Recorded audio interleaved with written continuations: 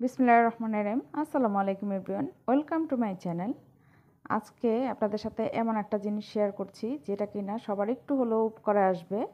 রমজান মাসে আমরা অনেক ধরনের ভাজাপোড়া করে থাকি।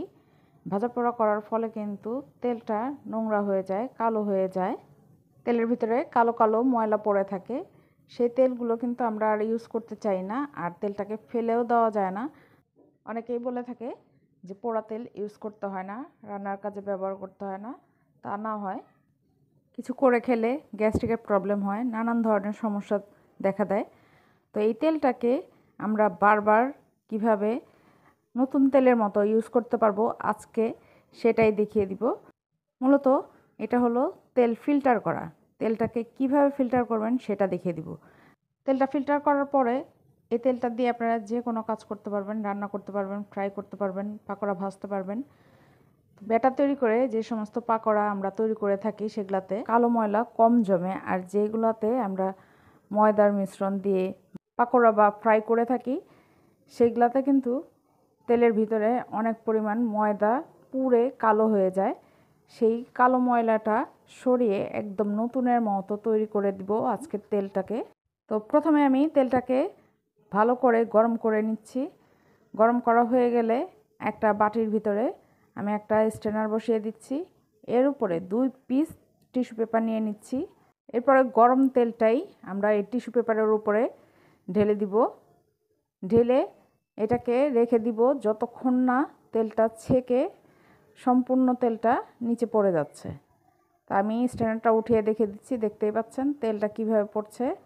এটা কিন্তু একটু সময় নিয়ে করতে হবে, কারণ এই তেলটা যেহেতু অনেকটা ঘন হয়ে থাকে, তেলটা গরম করে নিলে তেলটা পাতলা হয়ে যায়।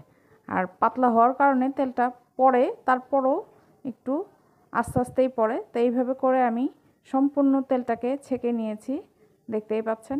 টিস্যু পেপারের উপরে কিন্তু অনেকটা ময়লা জমে গিয়েছে, আর একটু তেল বাকি আছে।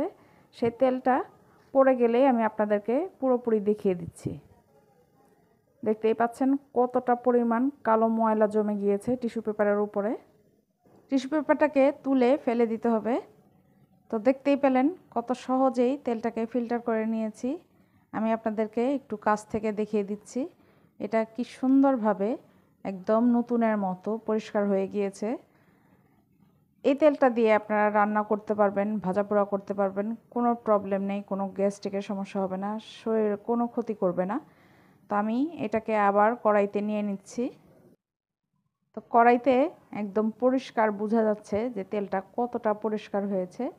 এই তেলটার ভিতরে এখন আমি বেগুনি ভেজে নিচ্ছি। বেসনের কাজ করলে বেসনের যে গুঁড়া গুঁড়া থাকে সেগুলো কিন্তু খুব সহজেই চলে যায়, কিন্তু ময়দার মিশ্রণের যে কাজগুলো আমরা করে থাকি সেটা পুরোই কিন্তু তেলটাকে নষ্ট করে ফেলে। তো বেগুনিগুলোকে তুলে নিয়েছি। এর মধ্যে আমি ইনস্ট্যান্ট ফ্রেঞ্চ ফ্রাই তৈরি করে নিচ্ছি। এই দুইটার রেসিপিও আমার চ্যানেলে দেওয়া আছে, লিংক আমি ডেসক্রিপশন বক্সে দিয়ে দিব, আপনারা দেখে নেবেন। যে এখন যে আমরা ফ্রেঞ্চ ফ্রাইটা তৈরি করলাম এটার ভিতরে কিন্তু কর্নফ্লাওয়ার ময়দার মিশ্রণ আছে। এটার জন্য কিন্তু তেলটা অনেকটা কালো হয়ে গিয়েছে। আপনারা যেটা করবেন, ভাজা পোড়া করার সাথে সাথে তেলটা গরম থাকা অবস্থায় স্ট্যান্ডারের উপরে টিস্যু পেপার দিয়ে তেলটাকে ছেঁকে রেখে দিবেন।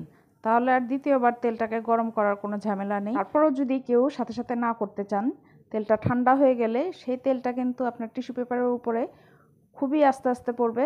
এই জন্য তেলটাকে প্রথমে গরম করে তারপরে ফিল্টার করে নেবেন, তাহলে দেখবেন খুব সহজেই তেলটা ফিল্টার হয়ে যাবে।